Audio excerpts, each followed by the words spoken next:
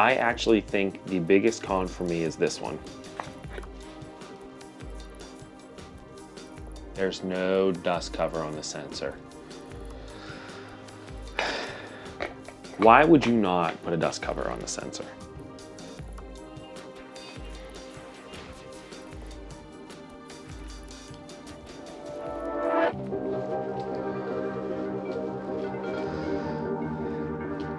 All right, guys, here is my final thoughts and review on the Nikon Z6III.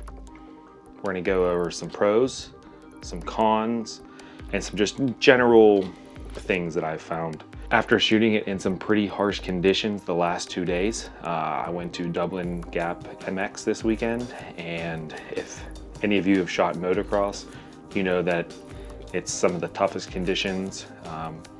Varying lights, dirt, dust, everything. So start off with the cons and then go from there. So cons. Where's my pinky go?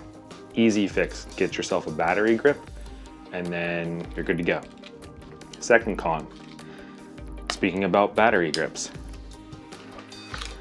Battery life, not the greatest. But it's a really small battery. So if you're gonna be shooting photos with a battery grip, you'll have that extra. Or if you're shooting videos, you just get a V-mount. It's gonna help balance the camera a little bit better with some bigger, heavier lenses. The 4K 120 crop. It shoots 4K 120, which is a great thing, but the bad part of that is it's in a DX crop. So that's like 1.5 times what your lens is. So the 85 that I was shooting on becomes like a 135. So not a huge deal, but enough to put it in the cons list. The next con, it shoots 240, which is another, but it's at 1080. So you're not gonna be able to crop in or do anything like that. Not a huge con. It's cool that it shoots, 240, but I wish it was at 4K. Another con. Nikon claims the focusing speed is 20 to 25% less. I'll look it up and put it right here.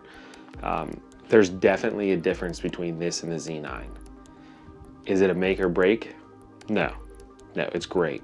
There's just some times where when you're shooting through things, it gets kind of lost and or it won't focus on it. And I noticed that more so with the 400mm f2.8 TC. Maybe it's just that lens because it is a larger lens and it has a longer focus throw, I guess. So that might be throwing it off a little bit, but when it was locked on, it was locked on. The next con, which really isn't a con, it's a pro and a con, it's super light. So when I was trying to balance it on my gimbal with the 85 1.2, which is very heavy and a matte box on it, I had a hard time getting it to level, so I had to put extra counterbalance on the backside, and I still didn't have enough, so I had to take the matte box off.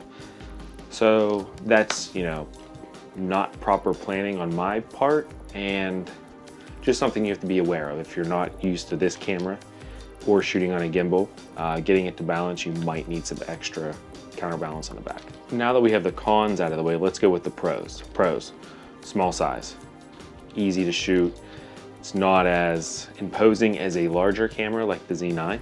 It shoots 4K 120, which is great. It does have the DX crop, but we'll have to live with that. Another pro, 240, even though it's a 1080, I'll take 240 any day. I think the last pro we'll have is just the photos. It delivers great photos, straight out of camera, raws, they look great. Colors look good as long as your white balance is good and your exposure is correct.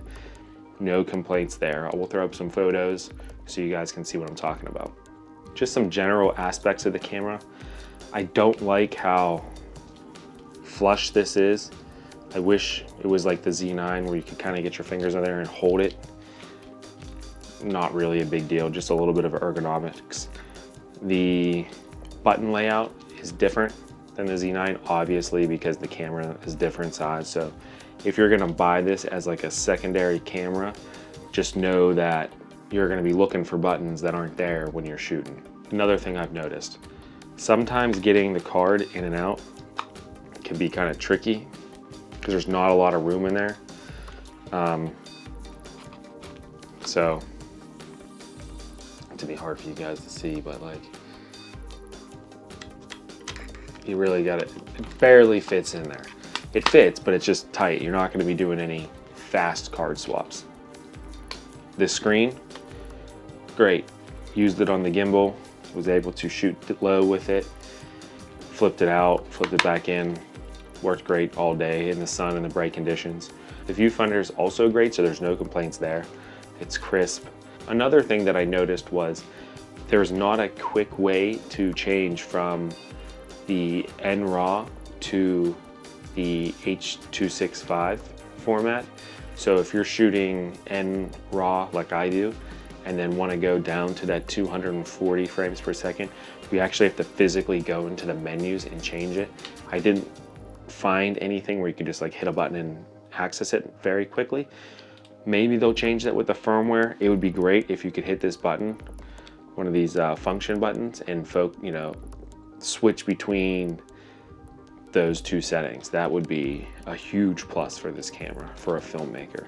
Overall, with Nikon's new price for this, whether it's a sale or it's just going to be the price for it from now on, I think it's a no-brainer. I would take the money that it would cost you to go to a Z8 and buy this and then buy good glass. So in conclusion, I can definitely suggest someone to buy this.